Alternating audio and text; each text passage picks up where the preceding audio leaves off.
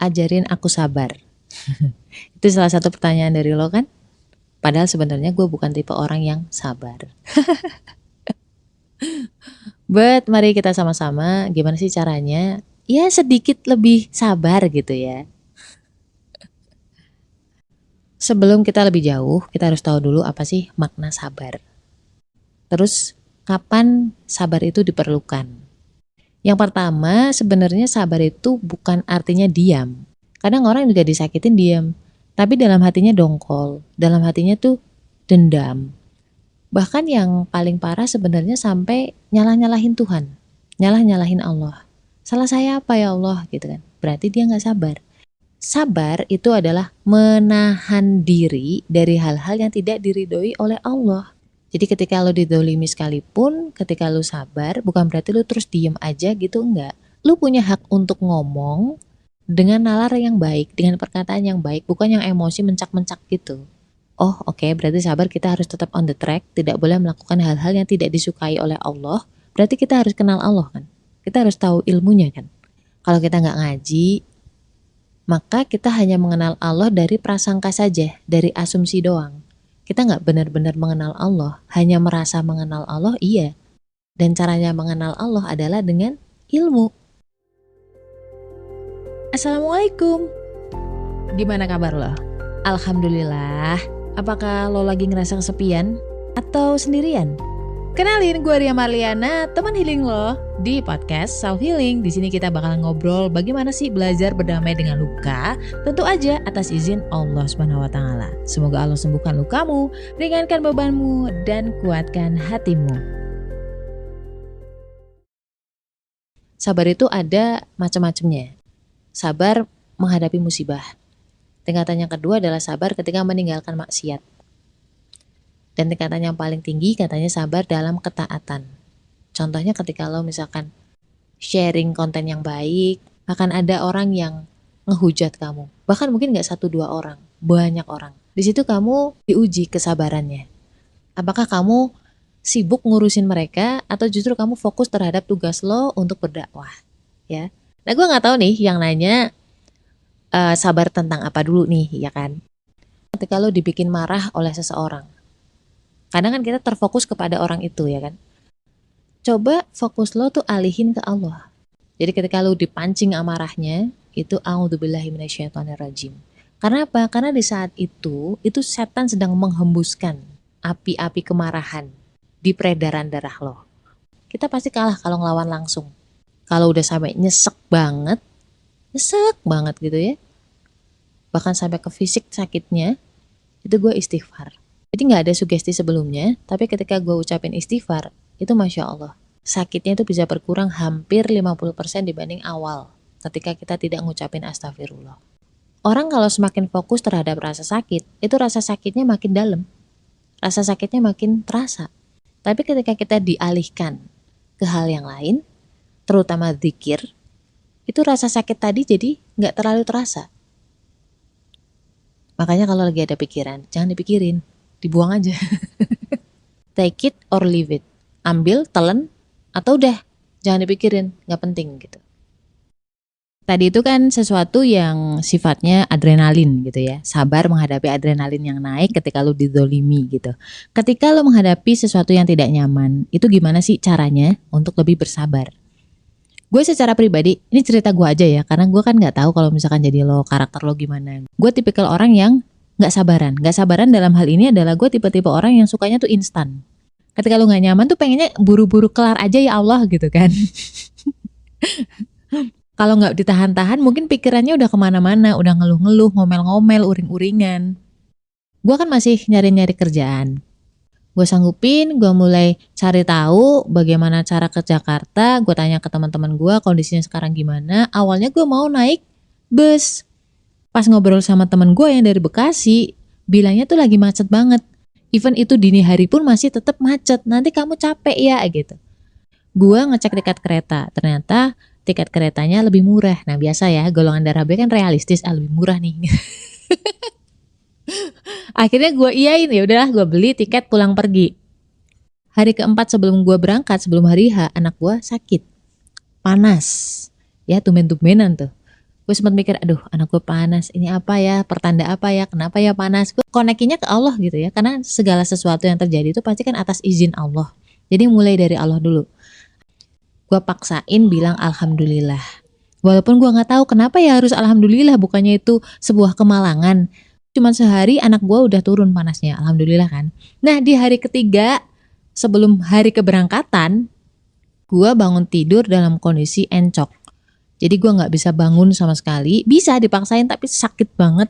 Mungkin berdiri tuh gak bisa sampai 10 menit gitu. Terus aku mikir, gimana ya nanti bisa berangkat atau enggak. Udah mikir macam-macam lagi. Gue paksain bilang alhamdulillah, mungkin mau dapat rezeki. Kalau lu tinggal di Jawa, apalagi dengan nenek moyang, dengan kakek nenek kita atau ibu-ibu kita, itu kita biasa dilatih untuk berpositif thinking terhadap apapun yang terjadi. Selalu bilangnya bahwa mau dapat rezeki gitu. Kalau memang rezeki gue untuk datang ke Tangerang, ya itu berarti gue insya Allah bisa ke sana, gimana pun caranya. Allah ilhamkan gue untuk senam stretching gitu selama ya 3 harian itu, dan di hari H, alhamdulillah gue udah siap-siap, udah bisa berdiri lama, ya walaupun harus pakai bantal, gue sanggup bantal juga. Alhamdulillah udah bisa jalan.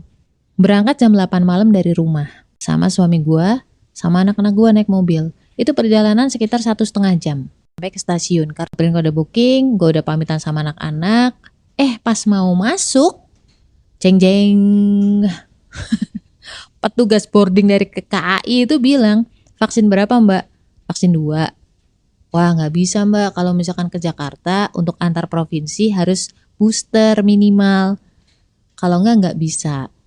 Gak mau maksa-maksain, gue gak mau bikin orang lain gak nyaman, gue gak mau bikin orang lain tuh melanggar aturan yang mereka percayai. Ya udah, gue googling memang ada aturannya dan itu baru keluar tanggal 3 Maret. Gue gak ngeh. Di tiket.com itu cuma ditulis siapkan kartu vaksin. Udah gitu doang, gak ada keterangan bahwa harus vaksin booster soalnya. Jadi gue memang gak tahu aturan itu. Coba bayangin, lo harus sabar dan gak misuh-misuh, gak berpikiran buruk, gimana coba? Gimana caranya coba? Udah mau gitu kan, udah gemes gitu, aku paksain alhamdulillah, gimana pun pokoknya tetap alhamdulillah. Mungkin setannya atau jin di sebelah gue ketawa gitu ya, ngapain sih lu alhamdulillah gitu. Suami gue bilang, apa mau naik mobil aja? Aku bilang gini, jangan, kalau rezeki tuh gak akan kemana. Kalau memang gak rezeki, mau dikejar kemana juga gak akan kena. Nah pulangnya itu gue mampir ke tukang nasi goreng. Sampai rumah jam 2 malam, paginya gue email, gue ngabarin bahwa gue gak bisa datang karena terkendala di vaksin booster. Karena saya masih tertarik dengan posisi ini, bisakah saya mengajukan 2 opsi. Yang pertama, interview online atau reschedule sampai nanti aku vaksin booster. Gue berharap sih interview online aja gitu. Mungkin selisih sejam dibalas sama pihak perusahaannya, ya udah mbak, interview online sesuai dengan schedule. Kalau bisa interview online ngapain juga ke sana. Itu loh cara Allah mengantarkan rizki kepada si tukang nasi goreng tadi. Bayangin kalau gue udah tahu sebelumnya bahwa harus vaksin booster, gue gak akan ke stasiun, gue gak akan ngelewatin tukang nasi goreng itu, gak akan makan di situ. Allah itu pengen nganterin rizki sebesar 70.000 rupiah itu kepada tukang nasi goreng. Semisterius itulah rizki. Interview online lah gue. Ternyata yang katanya work from home dan area Jawa Tengah itu bukan area Jawa Tengah, tapi itu area di perbatasan Jawa Barat dan Jawa Tengah, dan itu bukan work from home, tapi on-site. Jadi harus stay di sana. Gue langsung to the point ngomong, waduh pak, kalau itu berat buat saya, karena harus ninggalin anak-anak. Ya udah, alhamdulillah, gue baru bisa bilang alhamdulillah yang sangat-sangat masuk akal. Gue berpikir gini, coba kalau gue jadi ke Tangerang, mungkin ujian kekecewaan gue dan kesabaran gue lebih berat dari ini gitu. Udah kesana bolak-balik, biaya, rupiah, tenaga, pisah sama anak-anak, masih encok ya kan. Ketika ada perasaan tidak nyaman, gue paksain tetap bilang alhamdulillah. Alhamdulillah ala kulli hal. Segala puji bagi Allah di setiap keadaan. Setiap keadaan itu pasti baik. Allah tidak akan mungkin membiarkan sesuatu terjadi ke dalam diri kita kalau itu buruk buat kita. Allah hanya akan mengizinkan sesuatu itu terjadi kalau endingnya baik buat kita. Di Al-Baqarah ayat 216, bisa jadi lu tuh menginginkan sesuatu padahal itu gak baik buat lo. Bisa jadi lu membenci sesuatu padahal itu baik loh buat kamu. Setelahnya ya udahlah ya, berarti belum rezekinya di situ. Gue masih dikasih waktu bareng sama anak-anak, dikasih rezeki waktu bareng sama keluarga. Jangan sampai satu ketidaknyamanan membuat kita lupa akan banyaknya rezeki atau anugerah yang Allah kasih. Kegagalan adalah sebuah anugerah. Kenapa? Karena dengan kegagalan itu kita bisa ingat sama Allah, dan dengan kegagalan itu kita bisa belajar untuk bilang alhamdulillah. Jangan salah, ketika lo bisa bilang alhamdulillah, itu sebentar lagi insya Allah kasih ganti yang jauh lebih baik. Sabar aja. Kan kata Allah, mintalah pertolongan ke Allah melalui sabar dan sholat. Jadi dua hal ini tuh saling berkaitan. Kita bisa semakin sabar kalau sholat kita benar. Mulailah dengan membenahi sholat. Oke? So, apapun masalahnya, katakanlah alhamdulillah. Stay love and assalamualaikum warahmatullahi wabarakatuh. Episode selanjutnya.